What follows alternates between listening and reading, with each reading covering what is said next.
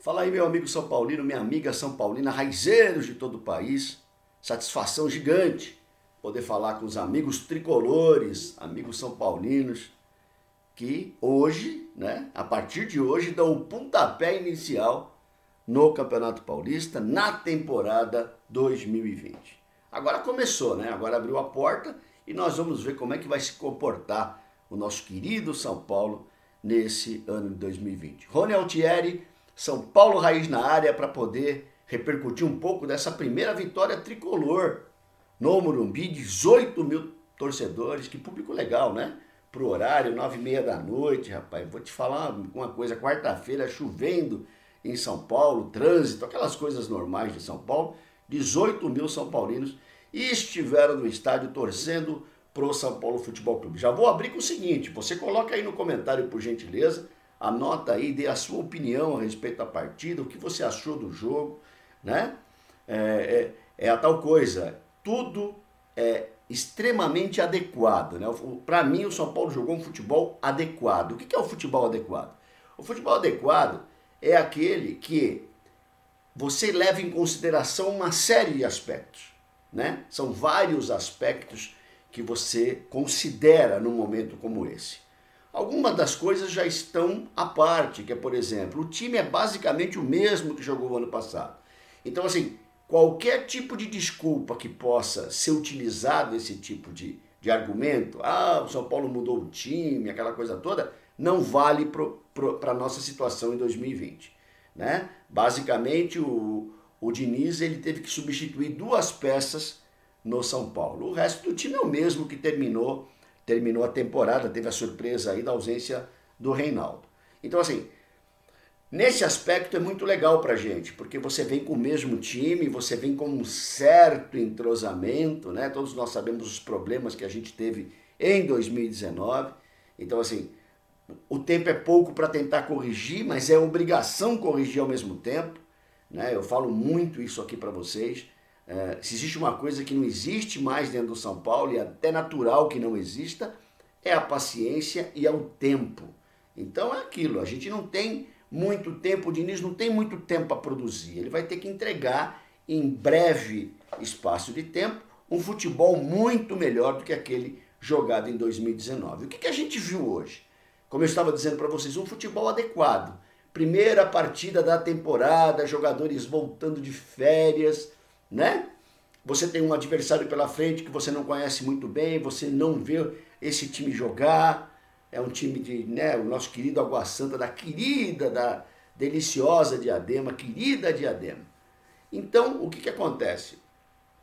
Por vários aspectos, o São Paulo vem para a partida de hoje de uma maneira bastante interessante, eu enxerguei. Rony, você está dizendo que agora vai jogar um futebol maravilhoso. Eu não estou dizendo nada disso, gente. Só que eu não posso deixar de reconhecer que o São Paulo jogou um futebol extremamente adequado.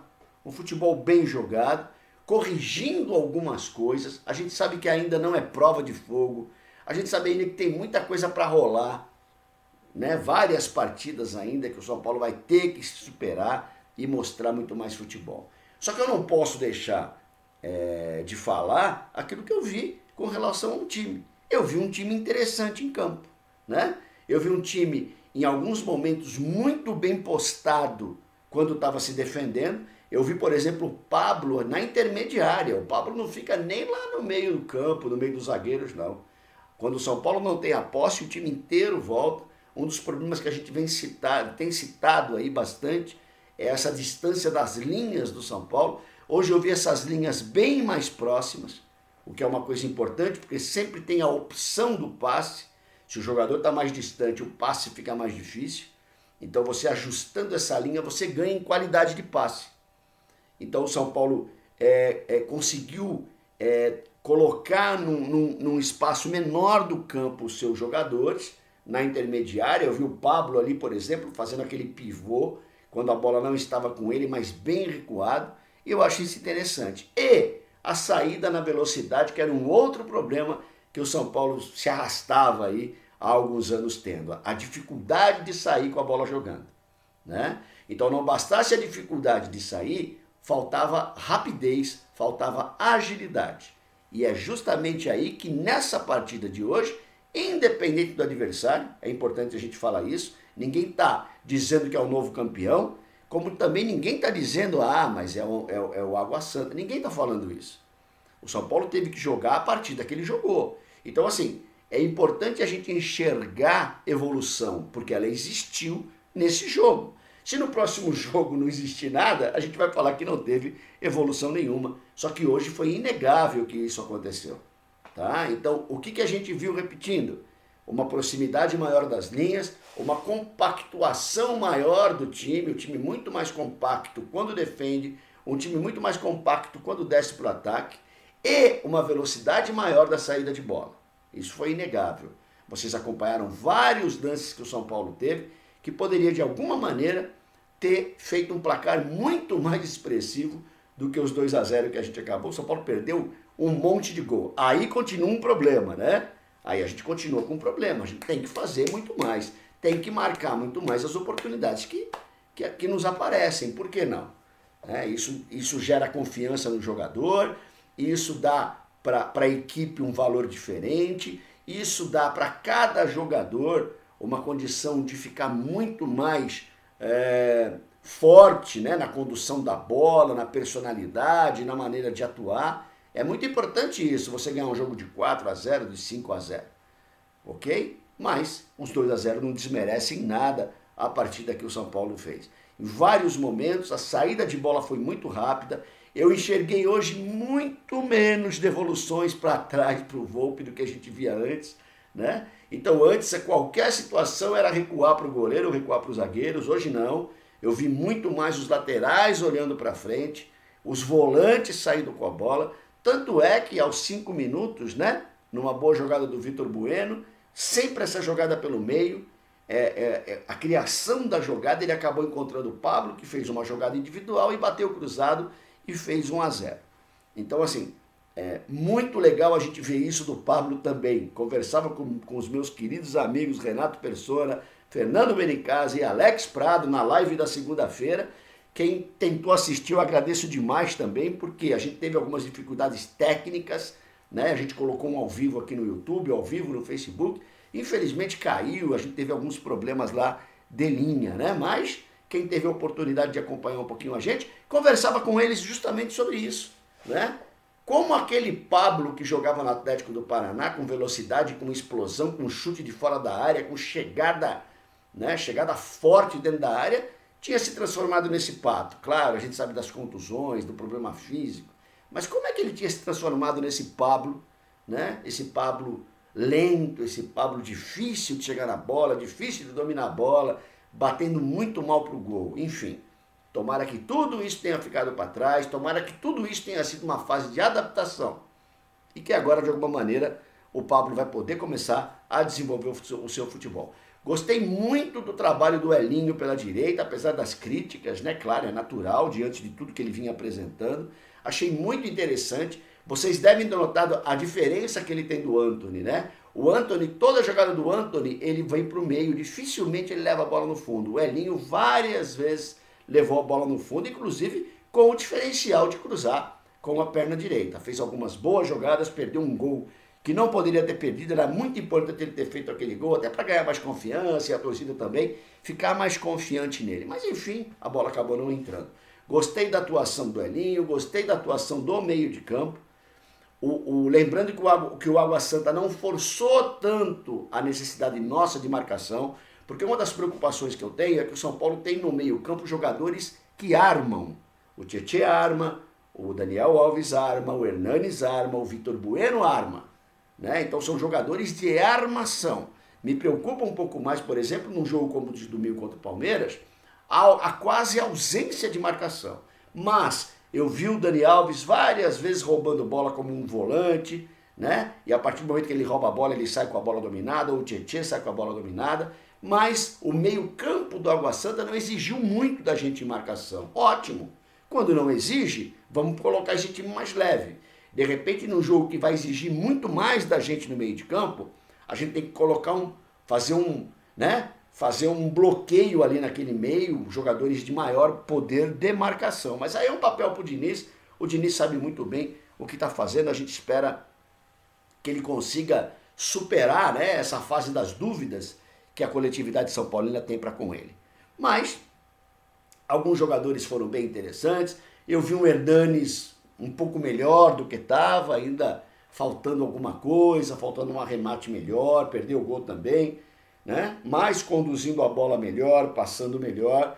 Gostei da atuação do Tietê, carregando essa bola no meio de campo, tanto é que o gol aos 43 minutos, uma jogada muito legal, começou lá atrás, uma jogada de criação, aquela jogada que o Diniz insiste, né? Com a bola saindo de pé em pé e saindo com velocidade, e de repente passou a pressão do adversário, abriu o campo para o São Paulo, de tal forma, né, que o Tietê carregou, jogou para o Dani carregou a bola, jogou para o Vitor Bueno, o Vitor Bueno devolveu para o Dani Alves fazer o gol. É o tipo da coisa muito legal que é a jogada que você percebe que está sendo treinada. Eu não estou falando de jogada ensaiada, eu estou falando da construção da jogada no meio de campo. O ano passado, mesmo que de maneira tímida, eu já enxergava como interessante. No jogo contra o Santos aconteceu muito isso no segundo tempo. O Dani Alves, ele vinha com a bola carregando e formava aquele tridente, né?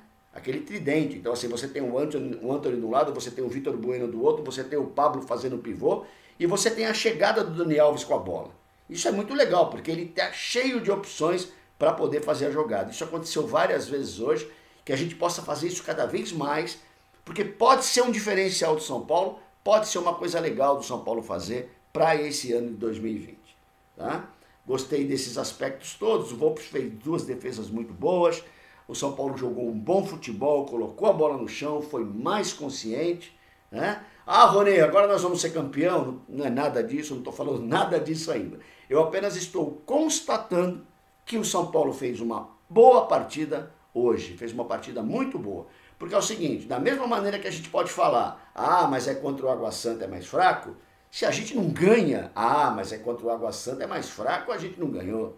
Ou seja, fizemos o nosso papel, fizemos o nosso trabalho.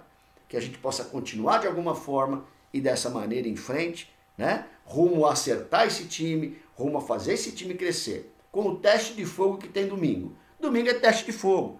Não quer dizer que é tudo ou nada, mas domingo vai poder dizer pra gente muito daquilo que a gente espera que aconteça do São Paulo.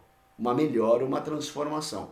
Porque se não acontecer no domingo, a gente volta para segunda-feira com as mesmas frustrações, os mesmos problemas, né? As mesmas pendengas que a gente tem tido nos últimos anos. Por isso que a partida de domingo é muito importante. Esse clássico poderia ter ficado um pouco mais para frente, mas não vai ficar. E o São Paulo vai ter que decidir isso daí no domingo, que entre com determinação, vontade e intensidade e que possa fazer as oportunidades de gol, fazer muito mais gols do que tem feito. Tá certo? Portanto, uma partida legal. Quero saber o comentário de vocês. É importante sempre saber o que vocês acharam do jogo.